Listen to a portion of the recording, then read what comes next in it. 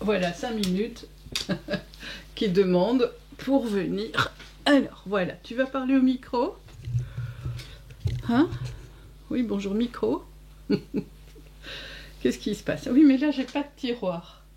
Là c'est pas le même bureau, j'ai pas de tiroir. Donc, je peux pas te mettre dedans. Il va falloir que tu te débrouilles avec tes pattes ici. Voilà. Tu mets tes pattes là? Tiens. Hein? Tu peux... Oui, oh bah t'es gentil, oui, je sais. Mais je suis désolée, le tiroir est trop petit ici. Tu peux pas aller dedans. On a un chien généalogiste.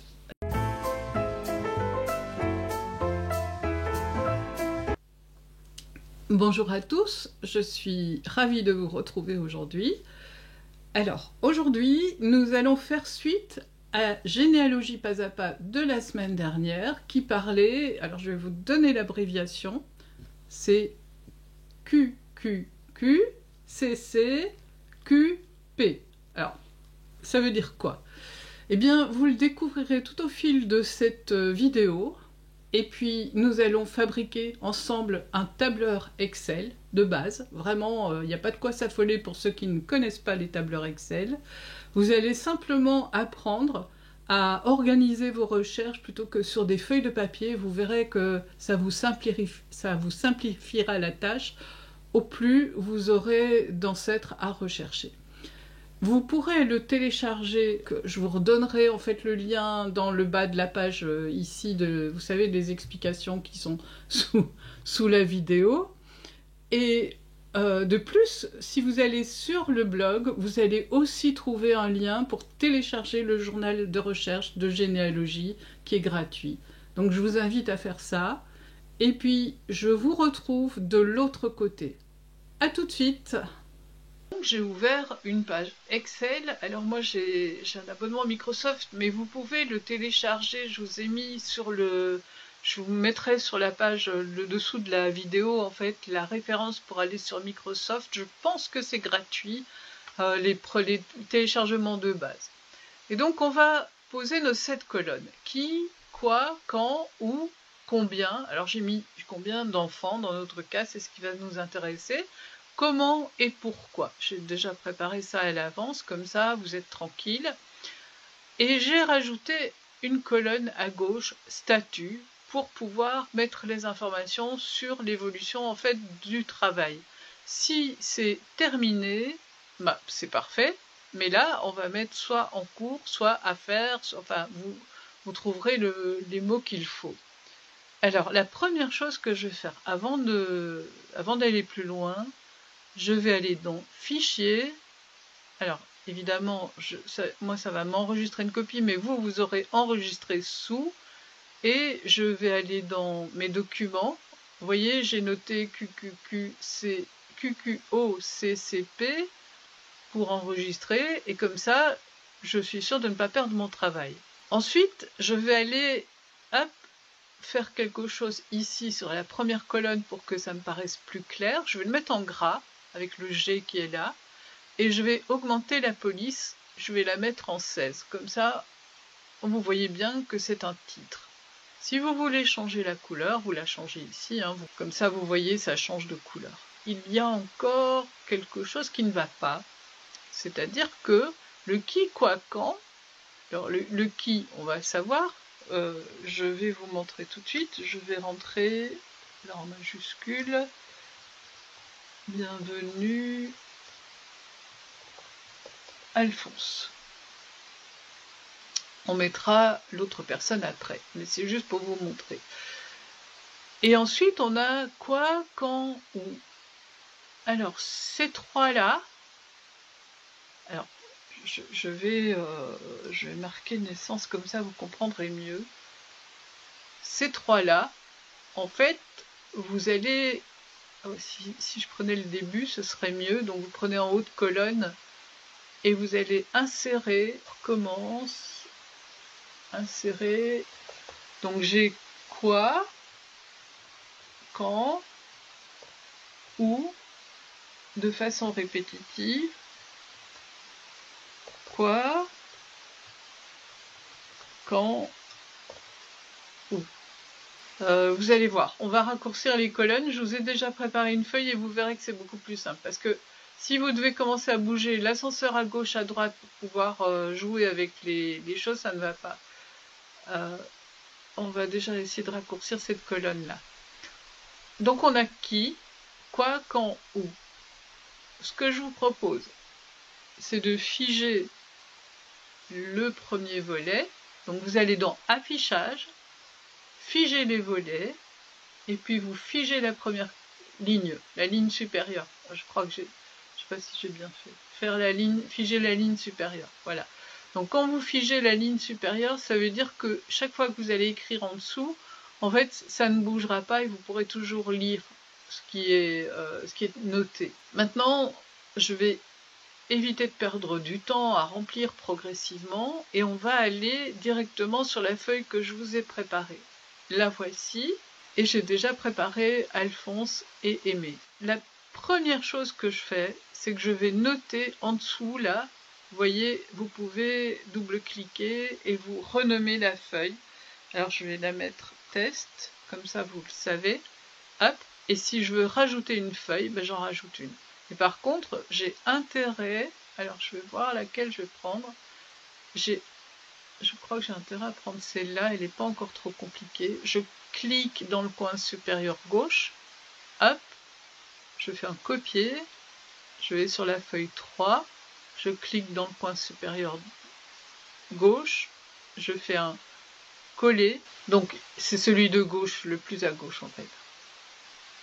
Donc on sait que c'est la feuille 3, je pourrais rajouter une famille si je veux, par exemple les Abraham, je pourrais les mettre sur cette feuille-là. Comme je pourrais tout simplement mettre toutes les personnes sur la même feuille. Mais n'oubliez pas que ce n'est pas les mêmes branches. Hein. Là on est sur la branche bienvenue, et là on pourrait être sur la branche Abraham. Alors, qu'est-ce que je vais faire? Voilà. J'ai complété bienvenue Alphonse. Mais comment est-ce que j'ai fait ça? Eh bien, je vais pouvoir travailler. En fait, j'ai réduit mon écran. Il suffit de prendre le petit rectangle qui est ici, de cliquer dessus, et puis après d'ajuster la largeur et la hauteur. Et comme ça, je peux travailler avec deux outils différents en fait. Là, j'ai utilisé les recherches qui ont déjà été faites. Hein. Vous pouvez par exemple ne pas utiliser ce système de réduction de l'image, de l'image à l'écran, et utiliser simplement vos notes manuscrites de recherche. Alors, on va mettre un peu plus de clarté dans toutes ces choses-là. On a quoi, quand, où. Hop, on va lui donner une couleur. Alors, je retourne dans Accueil. Et comme c'est la naissance, je vais le mettre en vert. Parce que c'est un nouvel arbre qui naît. Je vais prendre quoi, quand, où pour le mariage. Et je vais le mettre en bleu. Voilà, comme ça c'est plus clair. Je sais que chaque couleur correspondra en fait aux 3 actes que je vais chercher. Donc, le premier qui correspond à Alphonse Bienvenu. Le premier quoi correspondra à sa naissance. On la connaît. Alors, on sait quand est-ce que c'est. C'est le 19 septembre 1909. Pardon. Sur Excel, si vous mettez, regardez ici, vous avez Aimée Dulac. Elle est née en 1925, mais on ne sait pas très bien où. Et en fait, elle ne se souvient pas exactement de sa date de naissance. On sait qu'elle a 99 ans, mais Julien, lui, ne connaît pas sa date de naissance. Il faudrait qu'il voie son père, et puis son père n'est pas très disponible parce qu'il a il s'est remarié et puis il a des jeunes enfants. Je mets 001 1925. Vous voyez qu'il se décale à gauche. Et là, je sais que la date, elle n'est pas précise, en fait. Si on continue avec Alphonse, en fait, il est né à Saint-Dié-des-Vosges. Donc, j'aurais pu mettre 88, je l'ai mis ici. D'accord? On a son mariage. Quand est-ce qu'ils se sont mariés? Alors là, je ne l'ai pas complété parce que je ne l'avais pas complété ici.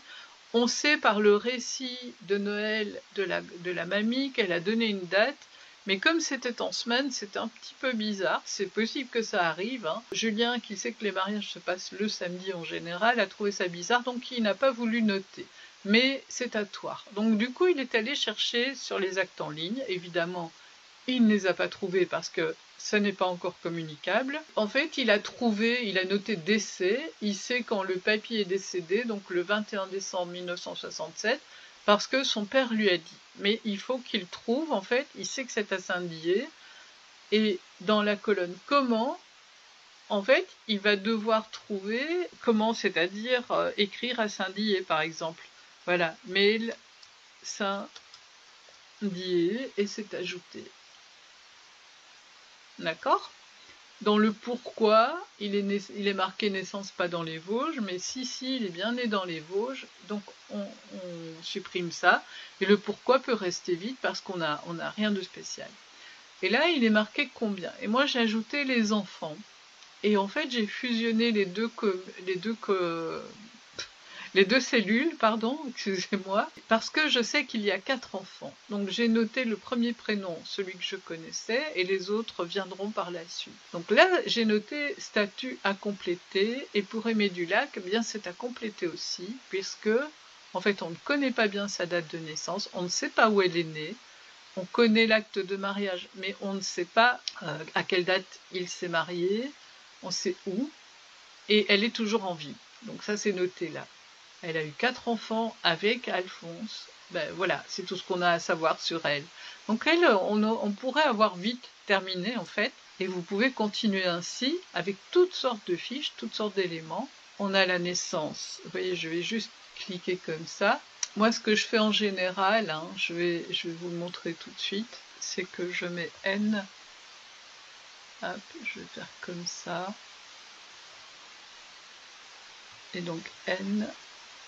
Et N, ce qui me permet de gagner de la place, je resserre ma colonne et ça me permet de gagner de la place ici sur la lecture.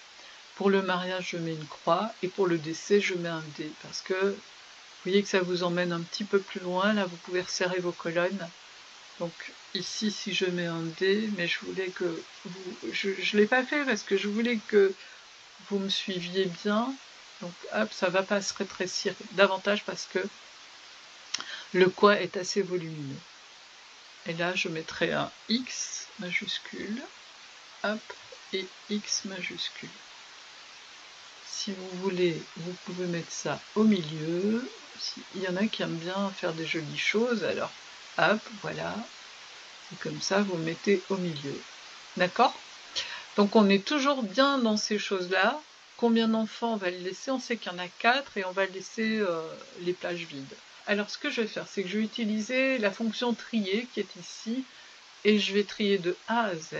Donc voilà, on est arrivé au bout. Normalement, essayez de sauvegarder en fait une copie vide parce que là, il va falloir enlever chaque fois. Et si vous ne prenez pas l'habitude, vous pouvez avoir vite 100 personnes. Vous devriez arriver avec ceci.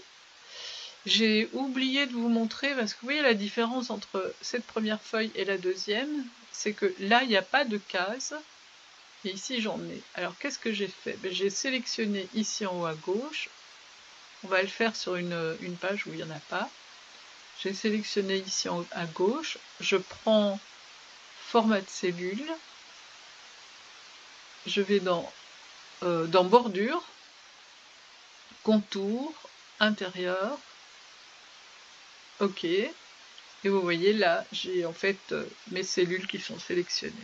Après, vous pouvez faire des choses artistiques, mais moi je perds pas mon temps à faire ça parce que il y a tellement plus de choses à chercher vers les documents, etc. que finalement, non, je le fais pas. C'est pas que je sois fainéante, mais voilà, c'est comme ça. C'est un tableau de base que vous pouvez reproduire. Vous pouvez mettre d'autres colonnes en disant tiens mais moi c'est bien ce qu'elle m'a proposé la petite dame là, mais peut-être que je rajouterais bien telle et telle chose. Vous voyez, vous avez des possibilités d'ajouter des colonnes. Alors n'oubliez pas que au plus vous rajoutez de colonnes, au plus ça va prendre de la place et au plus vous allez devoir circuler partout. Donc vous avez une bonne base en fait pour déjà pouvoir vérifier vos recherches. Le tableau est fini. Je vous retrouve de l'autre côté du miroir. Donc voilà, pendant que j'étais occupée à vous donner les explications, le chien n'a pas bougé de place. Il est toujours là, il s'appelle Stuart. il est adorable. J'espère que vous avez trouvé un intérêt dans ce tuto. Vous avez vu que vous pouvez le modifier, mais restez fixé pour le moment aux choses simples en fait. Vous avez 7 colonnes, ça suffit largement pour commencer. Une fois que vous aurez le tableur un petit peu plus en main, eh bien vous pourrez ajouter ce que vous voulez et vous pourrez en faire ce que vous voulez. Ce n'est jamais qu'un outil à votre service. Donc j'espère que vous allez pouvoir faire des bonnes recherches généalogiques et que ce tableur va vous aider. Je vous dis à bientôt et à la semaine prochaine où je vous réserve en fait une chose complètement différente. Ce ne sera pas une généalogie pas à pas, ce sera le début d'une saga. À bientôt, bye bye. Bye bye. Tu dis au revoir, mon chien. Voilà, il est là. Oui, tu es gentil.